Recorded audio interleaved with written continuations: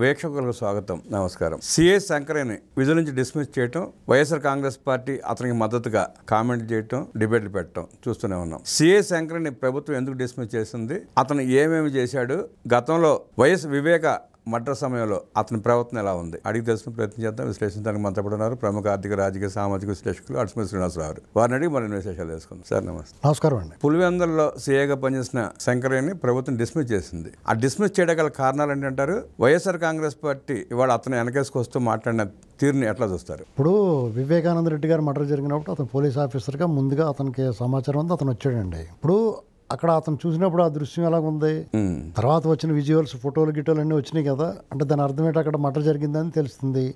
అతను police circle inspector స్థాయిలో ఉన్నాడు. అతనికి అది చూడగానే ఆ క్రైమ్ సీన్ లో అది మర్డర్ జరిగిందని చిన్న పిల్లవాడిని అడిగినా చెప్తారు. అటువంటిది ఇతను సిఐగా ఉన్నవాడికి ఆటోమేటిక్గా తెలుస్తుంది. వాళ్ళు అక్కడ ఆల్రెడీ ఇతను వచ్చేటప్పటికే రకరకాల సీన్లు చేశారు, అక్కడ రక్తాలు తుడిచేసి ఇతను అబ్జెక్ట్ చేసాడంట. ఎవరో సిఐ శంకరే అప్పుడు అబ్జెక్ట్ చేశాడు. తర్వాత ఆ పై అధికారులకు ఇన్ఫర్మేషన్ కూడా ఇచ్చాడు. ఇచ్చినా కానీ ఇతను వాళ్ళకి సహకరించినట్టే, దాన్ని ఇమీడియట్గా అరెస్ట్ చేయాలి ఫస్ట్. అవును, కొంత లొంగేడు వాళ్ళకి. సరే, ఆ ప్రభుత్వం సస్పెండ్ చేసింది, అయిపోయింది. వాళ్ళ పోస్ట్ మార్టంకి వెళ్ళింది, అదంతా హత్య నిర్ధారణ అయింది. డెడ్లీ వెపన్తో కొట్టి చంపారని తెలిసింది. తర్వాత జగన్మోహన్ రెడ్డి కూడా వచ్చే సాయంత్రం అంతా కూడా జాగ్రత్తగా దగ్గర కూర్చుని చూసినట్టు చెప్పాడు ఏంటండి. తర్వాత ఒకళ్ళంకలో ఒకళ్ళ సాక్షులు అందరూ అయిపోయారు.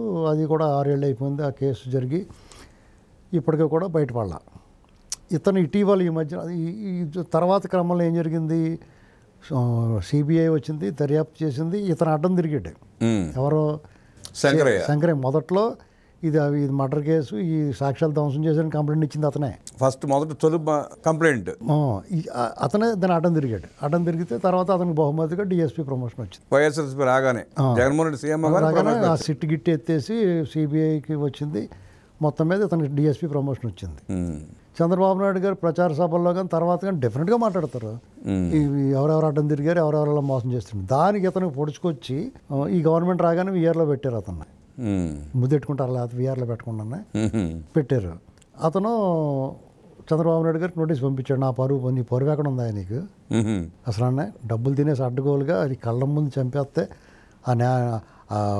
ఆ క్రైమ్ సీన్ని డిస్టర్బ్ చేసి క్లీన్ చేయించినట్టే. నువ్వు మొదట్లో నువ్వు అడ్డుకున్నావంటే చాలా మంచోడు సిఐ, అతను బెదిరించారేమో అనుకున్నావు. కానీ నువ్వు వాళ్ళకి లొంగిపోయి డిఎస్పీ పదవులు ప్రమోషన్లు తీసేసుకుని డబ్బులు లాగేసి చంద్రబాబు నాయుడు ఇప్పుడు అతన్ని టెర్మినేట్ చేస్తారు, డిస్మిస్ చేశారు. అది ఎప్పుడో చేయాలి, ప్రాసెస్ ప్రకారం చేస్తారు కాబట్టి చేశారు, అయిపోయింది. ఇప్పుడు అందరూ ఏమంటున్నారంటే ఇతను భవిష్యత్ కార్యాచరణ అలా ఉంటే డెఫినెట్గా ఆ పార్టీలో చేరిపోతాడు. వాళ్ళ ఉద్దేశం ఆ పార్టీలో చేరిపోతాడు. రేపు పొద్దున్న ఎక్కడో చోట సీట్ కేటాయింతారు, లేకపోతే ఈ టీడీపీని పోలీసు వాళ్ళని తిడతానికి అతను వాడుకుంటాడు. సార్, పార్టీలో చేరటం పక్కన పెట్టి సార్, నేరస్తుడికి సహకరించినట్టు కూడా నేరస్తుడే కదా. అలా కాదండి, వాళ్ళ ఊహలో చాలామంది టీడీపీ వాళ్ళు ఊహలు కూడా ఎక్స్పెక్టేషన్స్.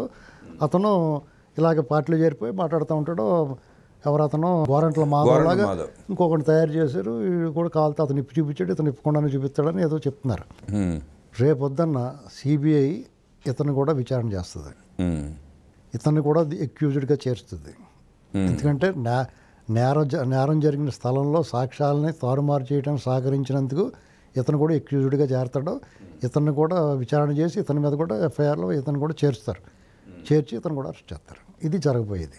ఇప్పుడు వాళ్ళు ఏదో చేద్దాం అనుకుంటే వీళ్ళ ఆటలో, వీళ్ళ డ్రామా, వీళ్ళ నాటకం కథ ముగిసిందండి.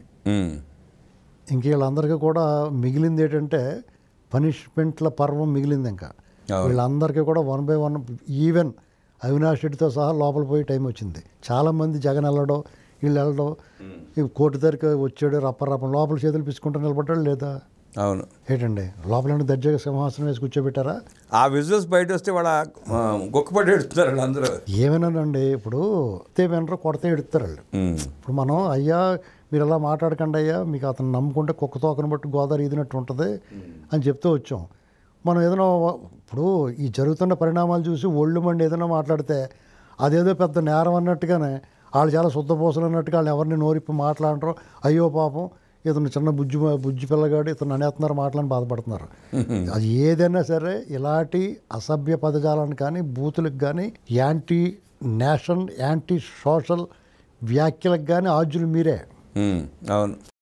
అట్లా ఇప్పుడు ప్రతిపక్ష నాయకుడు, అప్పుడు అధికారంలో ఉన్న నాయకుడు ప్రతిపక్షంలో ఉండగా చంపేయమన్నాడు, చెప్పించి కొట్టమన్నాడు, కాలర్ పిచ్చి లాక్కురమ్మన్నాడు. ఇలాంటివన్నీ మాటలు మీరు మాట్లాడాలి, ఇంకెవరు మాట్లాడకూడదా?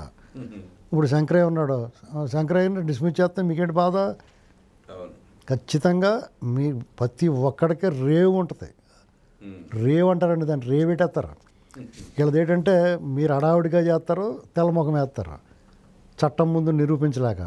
వీళ్ళు కంప్లీట్ సంపూర్ణంగా చేస్తారు, ఏది చేసినా సగం చేసి ఇది వదిలిపెట్టరు వీళ్ళు.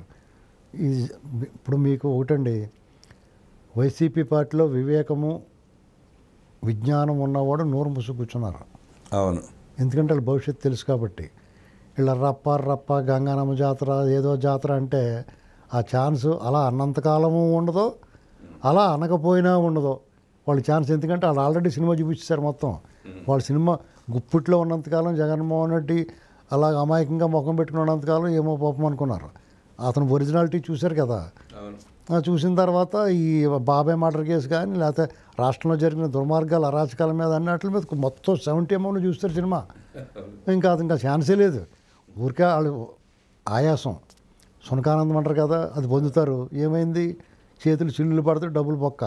ఆ హడావుడి చేశారు, అంత హడావుడి చేశారు. కోర్టులోకి వెళ్ళిన తర్వాత చేతులు పీసుకొని నిలబడ్డాడు. అక్కడేమైంది, రప్ప ఏమీ అనవలసింది లోపల రప్ప అని రెడ్డి గారిని చూసి. అప్పుడు ఏమో తెలుసున్నాం, లోపల మాత్రం అమాయకులకు పిచ్చి పుస్తకం ఉంచున్నాడు. వీళ్ళందరూ కాగితం పుల్లండి. వీళ్ళు ఊరికే మాట్లాడతారు అలాగా. మనం ఎలా మాట్లాడుతాం వాళ్ళు అలాగే మాట్లాడతారు. మనం మాట్లాడే దాంట్లో వాళ్ళు తరి చూసుకోవాలి. నిజం ఒట్టినే మాట్లాడారు, నిజం ఉందని. మీరు మెత్తగా మాట్లాడితే మేము మెత్తగా మాట్లాడతాం, మీరు గట్టిగా మాట్లాడితే అంతకన్నా గట్టిగా మాట్లాడతాం. మీరు రాంగ్ రూట్లో వెళ్తే మేము అంతకన్నా డబుల్ రాంగ్ రూట్లో వెళ్తాం. ఎవడైనా అంతే.